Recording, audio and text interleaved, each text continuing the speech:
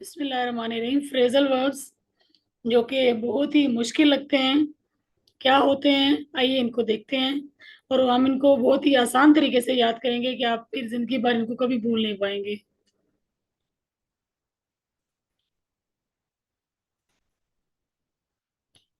Take off. Of का मतलब होता है किसी चीज को निकाल देना। टेक ऑफ यानी अपना कपड़े उतार देना। He took off his shirt. He took off his shirt. Watch out. जैसे हम कहते हैं ना कि ध्यान से जरा कहीं चोट ना लग जाए, ख्याल से, ध्यान से, तो इसको इंग्लिश में इसके लिए हम यूज करते हैं वर्ड वॉच आउट या फिर लुक आउट। दोनों का एक ही मतलब है। Watch out, there is a car coming. सामने एक गाड़ी आ रही है। Pass away. पास अवे का मतलब है वफात पा जाना, फोत हो जाना। He passed away in the hospital last night. कल रात वो हॉस्पिटल में पास अवे यानी दूर चला गया। कहते हैं ना कि वो उधर दूर चला जाना, बहुत दूर चले गए हैं जी। दूर चले जाना, pass away. Put on. Put on, पहन लेना लिबास को। ही पुट ऑन हिज जैकेट। उसने अपनी जैकेट पहन ली। लुक इन टू, ये आप इस पिक्चर को भी जरा गौर से देखें। The police looked into the matter. Police ने मामले की तफ्तीश की, छानबीन की बड़ी बारीकी से। Look into. Pass out, अभी हमने पहले पढ़ा पास अवे। पास अवे होता है यानी बहुत दूर चले जाना, आगे को पास हो जाना, अगले जहान में पास अवे हो जाना, इस जहान से अगले जहान में। लेकिन पास आउट का मतलब होता है बेहोश हो जाना। He passed out due to heat stroke. He passed out due to heat stroke, यानी ज्यादा गर्मी की वजह से वो बेहोश हो गया। स्टैंड अगेंस्ट, इसका एक मतलब लीन भी होता है। लीन अगेंस्ट यानी दीवार के साथ टेक लगाना, जैसे कि आपको इस पिक्चर में भी नजर आ रहा है। He stood against the wall, वो दीवार के साथ खड़ा था, यानी दीवार के खिलाफ यानी दीवार के साथ खड़ा था। दीवार के ऑपोजिट ही है ना जाहिर है ये। He stood against the law for farmers, जब आप किसी कानून, किसी नाइंसाफी के खिलाफ आवाज उठाते हैं तो वहां पे भी आप वर्ड यही यूज करते हैं, stand against. Stand against. He stood against the law. He stood against the cruel law for farmers, यानी वो बहुत ही जो बेईमाना कानून था उसके खिलाफ उठ खड़ा हुआ, यानी दीवार के साथ खड़े होना या किसी चीज के खिलाफ उठ खड़े होना। कॉल इन, अब देखें। द प्रिंसिपल कॉल्ड इन, अंदर बुलाया। कॉल्ड इन, अंदर बुलाया।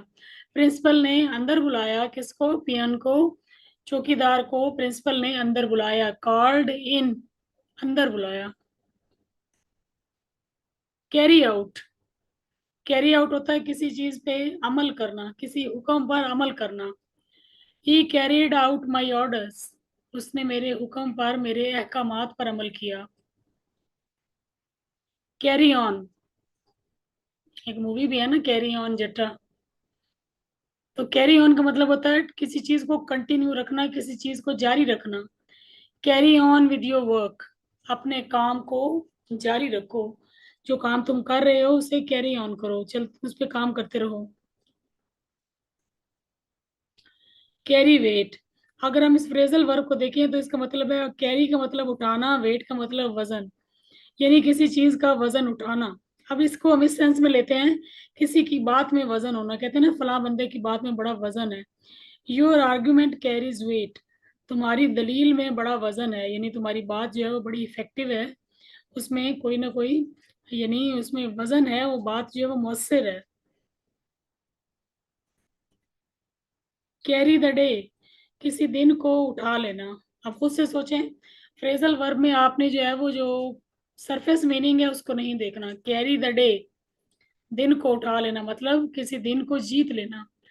Are hockey team carried the day, हमारी हॉकी टीम ने यानी कामयाबी हासिल कर ली, फतह मना ली, उस दिन को जीत लिया। जब आप कोई दिन जीत लेते हैं इट मीन्स कि आपने वो कोई बहुत बड़ी सक्सेस पा ली है। हमारी हॉकी टीम जीत गई, carried the day.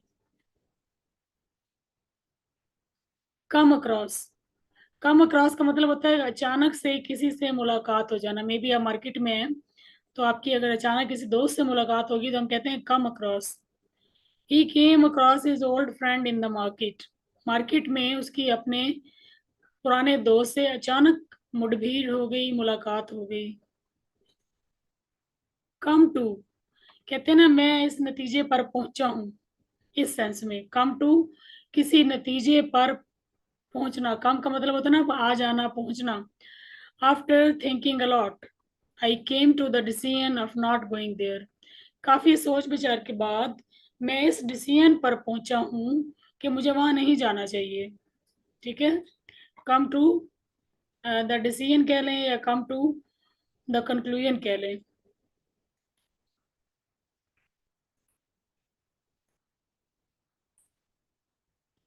Fall flat, fall flat को जरा सोचें। फॉल का मतलब गिरना, फ्लैट का मतलब बिल्कुल सीधा। ऐसे बिल्कुल सीधा गिर जाना, यानी बेअसर होना। किसी की नसीहत का बिल्कुल बेअसर होना। My advice fail flat on him. मेरी नसीहत उस पर बिल्कुल भी ऐसे सीधी सीधी गिर गई। सिंपली मेरी नसीहत उसके ऊपर बिल्कुल सीधी गिर गई, मतलब उस पर कोई असर ना हुआ। My advice fail flat on him. Get through, get through का मतलब होता है किसी एग्जाम को पास कर लेना। He got through the exams last year. पिछले साल उसने इम्तिहान गेट थ्रू पास कर लिया। तो यहाँ पे टेंस पास्ट में है तो हमने गॉट थ्रू लगाया।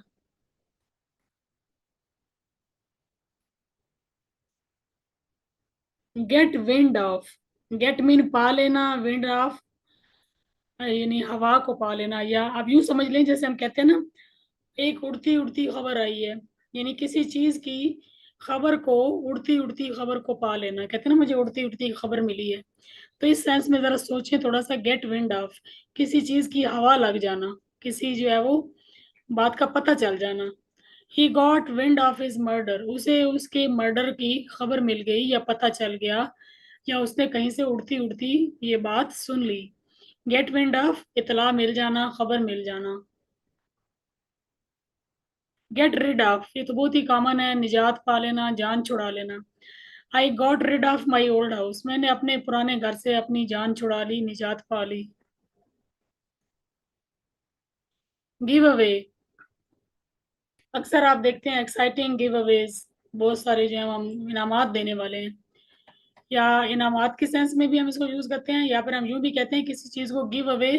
गिव मीन देना, अवे यानी किसी चीज को दे ही देना, किसी के हवाले कर देना, दे देना। He didn't give away a single penny to the beggar, उसने बैगर को, फकीर को एक खोटा सिक्का या एक रुपया भी ना दिया। गिव इन, गिव इन का मतलब होता है गिव इन। अब यूं सोचे जैसे अंदर, अंदर की तरफ दे देना, हौसला हार देना, हिम्मत हार जाना।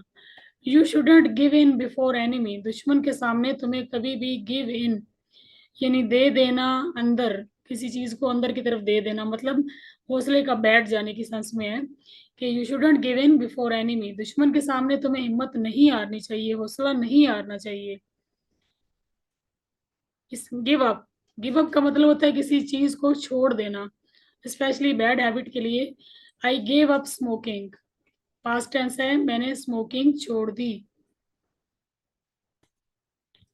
टेक आफ्टर, अब यहाँ पे देखिए आपको पिक्चर भी नजर आ रही है, दोनों बिल्कुल सेम टू सेम है। अगर आप किसी पे कहते हैं ना कि मेरी बेटी जो है वो अपने पापा पर गई है, हम लोग अक्सर हिंदी उर्दू में यूज करते हैं इसकी शक्ल अपनी माँ पे गई है। तो किसी चीज से जब आप किसी इंसान से जब आपकी शक्ल मिलती हो तो उसके लिए हम वर्ड यूज करते हैं टेक आफ्टर, यानी उसके पीछे पीछे, उसका उसके पीछे पीछे होना, यानी उसके मुशाबे होना, उसके हम शक्ल होना। She takes after her mother, ये तो बिल्कुल अपनी अम्मी पर गई है, यानी इसकी शक्ल बिल्कुल अपनी अम्मी की तरह है। टेक आफ्टर, उसके जैसा होना। Look down upon, look mean देखना, डाउन मीन नीचे, अपॉन पर की सेंस में ले लें, यानी कोई चीज आपके पैरों के बिल्कुल नीचे पड़ी हुई है और आप बड़ी ही नफरत से उसको देख रहे हैं।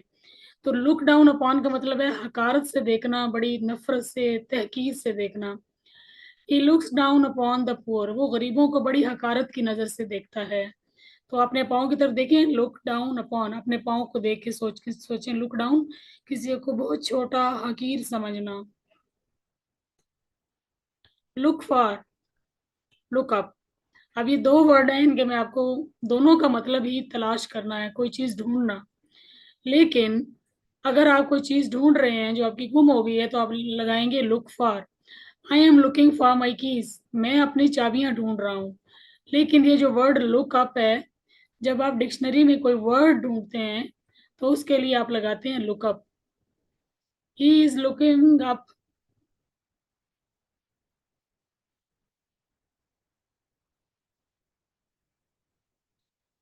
ही is looking up a word in dictionary, he is looking up a word in the dictionary. वो डिक्शनरी में एक कोई लफ्ज ढूंढ रहा है, दोनों का मतलब ढूंढना, लफ्ज ढूंढना लुक अप, और कोई खोई हुई चीज ढूंढना look for. Look forward to, देखिए लुक का मतलब देखना, फॉरवर्ड आगे की तरफ, मुस्तकबिल की तरफ इशारा होता है। आगे की तरफ देखना, मुस्तकबिल की तरफ देखना, मतलब किसी अच्छी चीज की फ्यूचर में उम्मीद रखना, या किसी अच्छी चीज की उम्मीद रखना। He is looking forward to meeting you, वो आपसे मिलने की उम्मीद रखता है या बड़ा शौक रखता है, उसको बड़ा इंतजार है आपसे मिलने का। एक चीज याद रखें कि जब कभी भी आप टू लगाते हैं, लुकिंग फॉरवर्ड, टू के बाद यहाँ आपने आई एन जी लाजमी लगाना होता है, ये ग्रामेटिकल रूल है। यहाँ आप टू मीट नहीं लगाएंगे, टू मीटिंग ही लगाएंगे।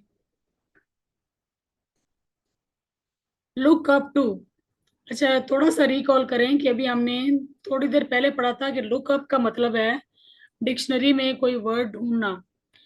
ही was looking up a word in the dictionary, अभी हमने पढ़ा। तो look up to, look up to का मतलब है इज्जत करना, अपने पेरेंट्स की, बड़ों की इज्जत करना। I always look up to my parents, मैं हमेशा अपने वालदेन का एहतराम करता हूँ। और आप यहाँ देख भी रहे हैं पिक्चर में भी, मैं हमेशा अपने वालदेन का एहतराम करता हूँ। मेक आउट, मेक आउट का मतलब होता है समझना, किसी चीज को अंडरस्टैंड करना।